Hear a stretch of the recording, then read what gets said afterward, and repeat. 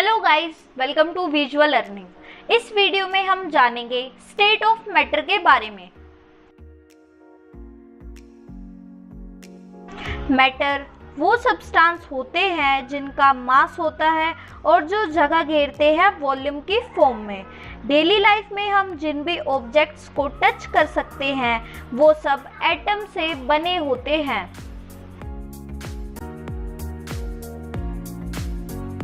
State of matter.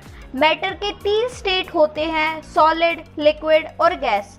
किसी भी substance का स्टेट 2 फैक्टर्स पर डिपेंड करता है, जो कि दोनों फैक्टर्स एक दूसरे के अपोजिट हैं।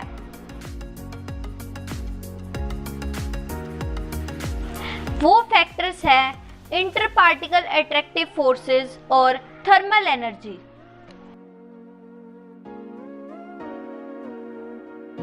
चलिए समझते हैं कि इंटर पार्टिकल अट्रैक्टिव फोर्स क्या है।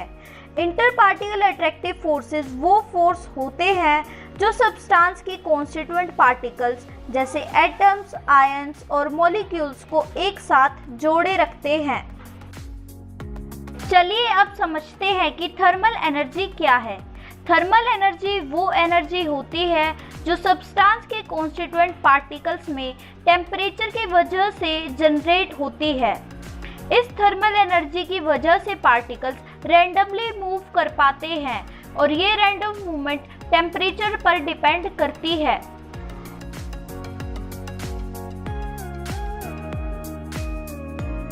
अगर हम किसी सब्सटेंस का टेम्परेचर इंक्रीज करें तो उस पार्टिकल की रैंडम मूवमेंट भी इंक्रीज हो जाती है।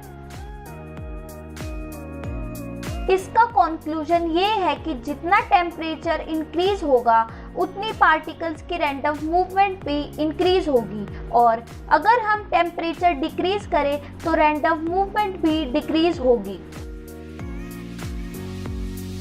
चलिए अब जानते हैं कि इंटर पार्टिकल अट्रैक्टिव फोर्सेस और थर्मल एनर्जी एक दूसरे को कैसे अफेक्ट करते हैं। हम देख सकते हैं कि थर्मल एनर्जी ज़्यादा होने की वजह से पार्टिकल्स एक दूसरे से काफ़ी दूरी पर रैंडमली मूव कर रहे हैं और साथ ही मूव करने की स्पीड भी ज़्यादा है। ऐसा होने का रीज़न यह भी है कि इंटर पार्टिकल अट्रैक्टिव फोर्स बहुत कम है। इससे हम देख सकते हैं कि अगर इंटर पार्टिकल फोर्स बहुत लो हो और थर्मल एनर्जी हाई हो तब सब्सटेंस गैसियस स्टेट में होगा। अगर inter particle attractive forces thermal energy से थोड़ा ज़्यादा हो तब हम देख सकते हैं कि पार्टिकल्स पहले के कंपैरिजन में ज़्यादा पास है और साथ ही अब पार्टिकल्स की मूवमेंट की स्पीड भी कम है। इस स्टेट को लिक्विड स्टेट कहते हैं।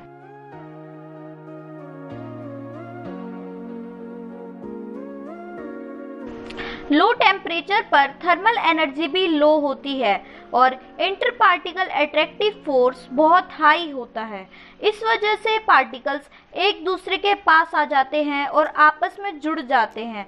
आपस में जुड़ने की वजह से पार्टिकल्स मूव नहीं कर पाते, लेकिन अपनी मीन पोजीशन पर ही ऑसिलेट करते हैं और इस स्टेट को सॉलिड स्टेट कहते हैं।